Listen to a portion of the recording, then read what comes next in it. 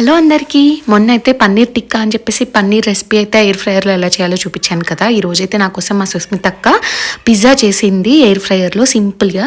So దానికోసం ముందుగా ఒక 0 మైదా పిజ్జా బేస్ అయితే ఆర్డర్ చేసింది తను స్విగ్గీ నుంచి. అండ్ దాంట్లోకి పిజ్జా సాస్, చికెన్ మసాలా, మిర్చి పౌడర్ అండ్ సాల్ట్, పన్నీర్ తీసుకున్నాం అంతే.